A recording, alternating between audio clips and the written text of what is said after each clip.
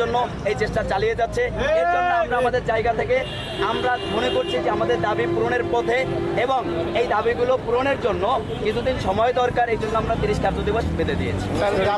আন্দোলন করতে তারা তাদের আচ্ছা আজকে যারা সভাকক্ষে তো আজকে আপনি ছিলেন, সেখানে তো এরকম কোনো যিনি আসছেন মহাপরিচালক মহোদয়, তাকে যেভাবে আপনি কোনো আশ্বাস দেননি, আপনি বেরিয়ে চলে আসছেন।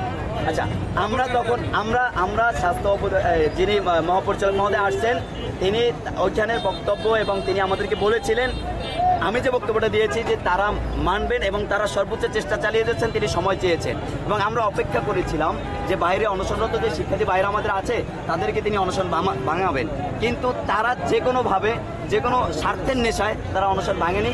তারা একদম একঘেয়েমিভাবেই তারা উপদেষ্টাকে চাচ্ছে। আমরা এই জায়গাতে আমরা মনে করি না যে সংস্কারের জন্য উপদেষ্টাকে আসতেই হবে। উপদেষ্টা যদি মনে করেন যে বরিশালে আমার যাওয়া দরকার, বরিশালের মানুষের কথা শোনা দরকার, তাহলে উপদেষ্টা আসবেন, আমরা তাকে সাধুবাদ অবশ্যই জানাবো। যে আপনারা আমরা শুধুমাত্র বিএম কলেজ এই আন্দোলন থেকে সরে গেছে, এখানে শুধু বিএম কলেজ নয়, এখানে অন্য কলেজের শিক্ষার্থীরাও রয়েছে। আরেকটি বিষয় যেটা আপনি বলেছিলেন, আপনি বলেছিলেন যে এখানে মহিউদ্দিন রনি, আসলে দেখেন বরিশালের আন্দোলনের প্রেক্ষাপটে বরিশালের আপামর জনতা এই স্বাস্থ্যখাত সংস্কার আন্দোলনে নেমেছিল।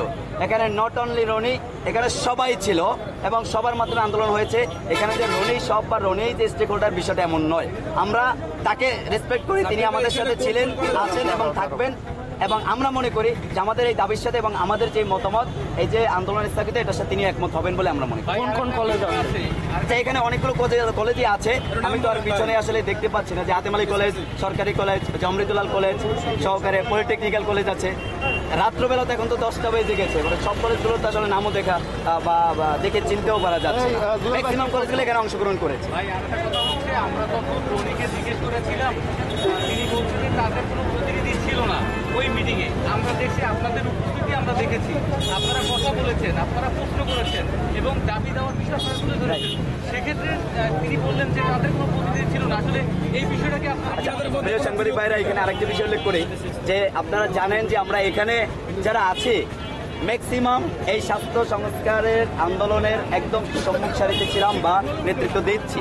শুধু যে আমি আবারও বলছি, not only Roni but also বরিশালের অল পিপল, এখানে সবাই ছিল যুক্ত। বাট এখানে আমি শুধু রনিকে কেন দাঁড় করাচ্ছি? রনি এখানে ফ্যাক্ট নয়, এখানে ফ্যাক্ট হলো বরিশালের জনগণ।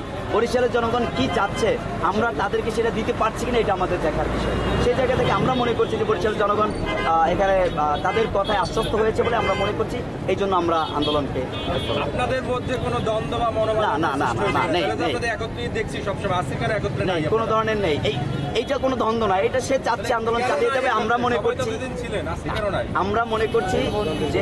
মনে করছি যে আমাদের যে দাবি দেওয়া ছিল, উপদেষ্টা মহোদয় না আসতেও আমরা সেই দাবিগুলো পূরণ হতে চলছে বা পূরণ করতে পেরেছি। সেই জায়গা থেকে আমরা আন্দোলনকে ধন্যবাদ। ধন্যবাদ।